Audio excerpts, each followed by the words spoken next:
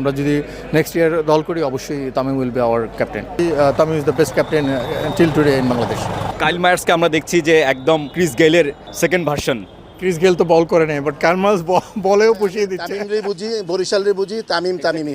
সাকিব তামিম যখন ব্যাটিং করে তখন কে বল করছে ওইটা দেখে না, এটা ভালো বল না খারাপ বল মানে ক্রিকেটে ব্যাটিং যখন করে বল দেখে ক্রিকেট খেলা হয় ভাই, চেহারা দেখে ক্রিকেট খেলা হয় না ভাই। আমরা আমাদের নিজেদের খেলা। আসসালামু আলাইকুম সুপ্রিয় দর্শক বন্ধুরা, এবারের বিপিএলে বুড়ো তামিম যেভাবে চমক দেখিয়েছে তা এবার বুঝতে পেরেছে কোচ চান্দিকা হাতুর সিংয়ে।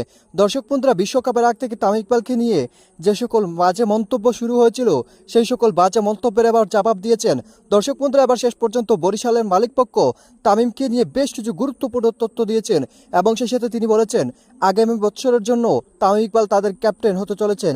দর্শক বন্ধুরা, অন্যদিকে যে তামিম ইকবালকে ছুড়ে ফেলার জন্য নানা চেষ্টা করেছিল সেই কোচ চান্দিকা হাতুর সিংয়ে, এবার সেই কোচ চান্দিকা হাতুর সিংয়েরই চাকরি শেষ হতে চলেছে। তো দর্শক বন্ধুরা, চলুন আমরা দেখে নেই শেষ পর্যন্ত তামিম ইকবালের জন্য কি সুসংবাদ আসতে চলেছে। তো দর্শক বন্ধুরা, চলুন আমরা সেই সকল বিষয়গুলো পরিপূর্ণ জেনে নিই। বরিশাল বুড়োদের দল, আসলে বুড়োরা কি করতে পারে এটা দেখেন। লঞ্চে করে কিন্তু কাপ নিয়ে যেতে চান। সবার কাছে দোয়া প্রার্থনা করছি যেন আমরা কাপ নিয়ে বরিশাল যেতে পারি। সাকিব এবারও দেখেন ভালো ব্রিলিয়ান্ট পারফরমেন্স করছে। আমরা যদি নেক্সট ইয়ার দল করি অবশ্যই Tamim will be our captain. Tamim is the best captain till today in Bangladesh. Kyle মায়ার্সকে আমরা দেখছি যে একদম ক্রিস গেইলের সেকেন্ড ভার্সন। ক্রিস গেল তো বল করে নেই, বাট কার্মাস বলেও পুষিয়ে দিচ্ছে।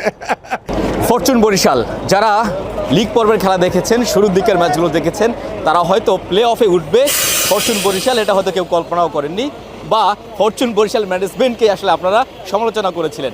ধীরে ধীরে যতই ম্যাচ গড়িয়েছে ফরচুন বরিশালের ম্যানেজমেন্ট চেষ্টা করেছে দলটাকে আরও গোছালো করতে, আরও শক্তিশালী করতে। শেষ পর্যন্ত তামিম ইকবালের নেতৃত্বে প্লে অফে জায়গা করে নিয়েছে, এলিমিনেটর ম্যাচ জিতে দ্বিতীয় কোয়ালিফায়ারে জায়গা করে নিয়েছে। পেয়েছি মিজানুর ভাইকে। মিজান ভাই, ধীরে ধীরে আপনার টিমটা অনেক বেশি শক্তিশালী হয়েছে, এখন আপনার সেকেন্ড কোয়ালিফাই খেলবেন, ফাইনাল থেকে মাত্র 1 মাস দূরে, আর একটা ম্যাচ জিতলেই ফাইনাল। ধন্যবাদ আপনাকে, ধন্যবাদ বিডি ক্রিকেট সব দর্শককে। হ্যাঁ, বেসিক্যালি ইন দ্য বিগিনিং আমরা একটু এলোমেলো হয়ে গেছিলাম ডিউ টু আমরা 3টা পরপর হারের জন্য, but finally we come back. And basically আমাদের কিছু বলারের শর্টেজ ছিল। সাইফুদ্দিন খেলতে পারেনি, ইনজুর্ড ছিল।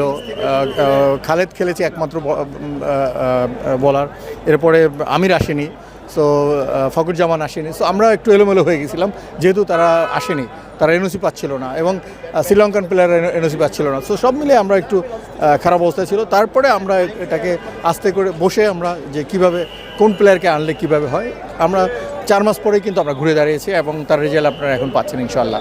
এবং আমরা বলেছিলাম যে ডেভিড মিলার আসবে, আমি যে নাম বলেছি সবগুলোই কিন্তু এসেছে। হয়তো কেশব মহারাজ যদি ইনজুর্ড না হতো তাহলে ফাইনাল পর্যন্ত খেলতো, সে আজকেও খবর নিয়েছে যে কী অবস্থা, অ্যান্ড কংগ্রাস করেছে আমাকে। So we are a very good team, our team gelling is very good. আরও কোনো চমক থাকছে সেকেন্ড কোয়ালিফায়ারের জন্য? Will sit together today Tamim, later will discuss মানে কী করবে। বাট আমি মনে করি এই যে টিমটা রয়েছে এটা অত্যন্ত শক্তিশালী টিম। এর চেয়ে আমার চেঞ্জ করার আমি মনে করি না যে চেঞ্জ করা ভালো হবে, যেহেতু মিরপুরের উইকেট। কার্ল মায়ার্স সে অত্যন্ত ভালো খেলছে। তারপরে আজকে কিন্তু দেখেন ফুলার খুব ভালো বল করেছে, ফ্যান্টাস্টিক বল করেছে, এবং মায়ার্সের বল কিন্তু সুইং হচ্ছিল। ওবায়দ মেকা ভালো করছে। সো আমাদের কি দরকার চেঞ্জ করার? No, I don't think so we need to change somebody else. চমক নিয়ে, টিমের ক্রিকেটারদের চমক নিয়ে সব কথা তো আপনি যে কথাগুলো দিয়েছেন সবগুলো আসলে আপনি ফুলফিল করেছেন। আরও একটা কথা দিয়েছেন কিন্তু বরিশালবাসীকে, লঞ্চে করে কিন্তু কাপ নিয়ে যেতে চান, সেটার থেকে নিশ্চয়ই স্বপ্নটা ধীরে ধীরে আরও শক্ত হচ্ছে। কপালে থাকতে হয়। আর একবার কিন্তু আমরা জেতা ম্যাচ আমরা হেরেছি, এবার আশা করি আমরা যেন আর না হারি। সো এবার যেন আসলেই নিয়ে যেতে পারি ইনশাআল্লাহ। আল্লাহর কাছে সবার কাছে দোয়া প্রার্থনা করছি যেন আমরা কাপ নিয়ে বরিশাল যেতে পারি। তামিম ইকবালের উপর আপনার শুরু থেকে ভরসা ছিল, যেদিন থেকে সাইনিং করিয়েছিলেন সেদিন থেকে ভরসা ছিল। সেই তামিম ইকবাল সামনে থেকে নেতৃত্ব দিচ্ছেন, দলকে সেকেন্ড কোয়ালিফায়ারে তুললেন, টুর্নামেন্টের হাইয়েস্ট রান গেটার, রান করছেন, দলকে সাফল্য এনে দিচ্ছেন। কি বলবেন তামিম ইকবালকে নিয়ে এরকম একজন নেতৃত্বে? আমি অলরেডি বলেছি যে he is really fantastic, specially for the ক্যাপ্টেন্সির জন্য সে অত্যন্ত ভালো ক্যাপ্টেন, এবং টিম বন্ডিংয়ের জন্য তার চেয়ে বেস্ট কেউ নেই বাংলাদেশে এখনো। তারপর ওপেনিংয়ে দেখেন আপনি, ওপেনিংয়ে কিন্তু সে যেদিন দাঁড়ায় সেদিন কিন্তু দল জিতে। সো আমি মনে করি Tamim is the best captain till today in Bangladesh. আপনার একটা আক্ষেপ আছে যে একটু আগে যেটা বলছিলেন যে আসলে বরিশালবাসীকে একটা ট্রফি আপনি এখনো পর্যন্ত দিতে পারেননি। বাংলাদেশের 3জন পাণ্ডব, আমরা যারা 5জন সিনিয়রকে যারা বলি আর কি, সেই 5জনের মধ্যে 3জনই আপনার টিমে। এবার তাদেরকে নিয়েই নিশ্চয়ই স্বপ্নটা আরও বেশি হচ্ছে।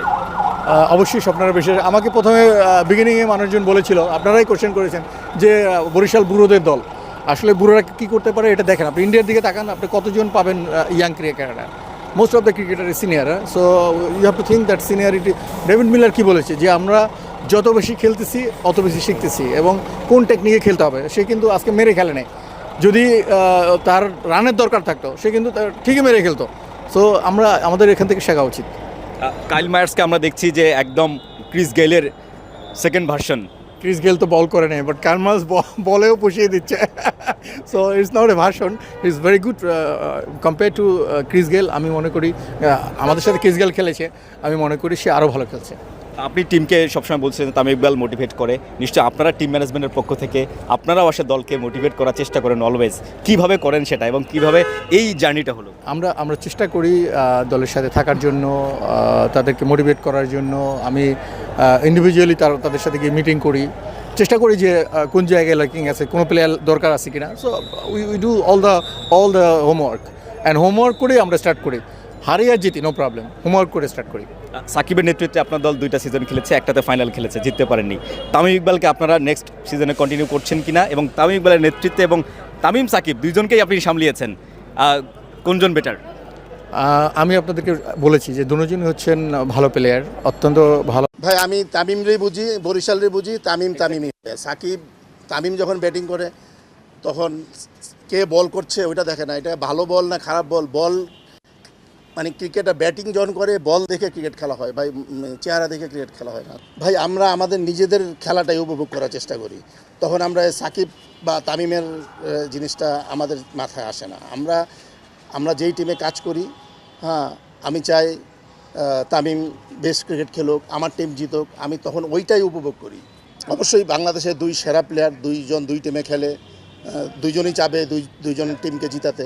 তো এবং দুইজনই ভালো ক্রিকেট খেলছে বিপিএলে। সো যে ভালো খেলবে সেই টিম জিতবে। এই যে ফারুকের যে ব্যাপারটা, এটা আরো 2 বছর আগের ঘটনা। তো দর্শক বন্ধুরা, আপনারা হয়তো পুরো ভিডিওটি দেখে এবং এই সকল কথাবার্তাগুলো শুনে অবশ্যই বুঝতে পেরেছেন, অবশেষে তামিম ইকবালকে নিয়ে এবার সারা দেশে আনন্দের জোয়ার বয়ে উঠেছে এবং সেই সাথে তামিম ইকবালের পারফরমেন্সে এবার বুঝতে পেরেছে খুদ সেই কোচ চান্দিকা আতুর সিংয়ে। দর্শক বন্ধুরা, আপনারা পুরো ভিডিওটি দেখে এবং এই সকল কথাবার্তাগুলো শুনে আপনাদের কাছে কি মনে হচ্ছে?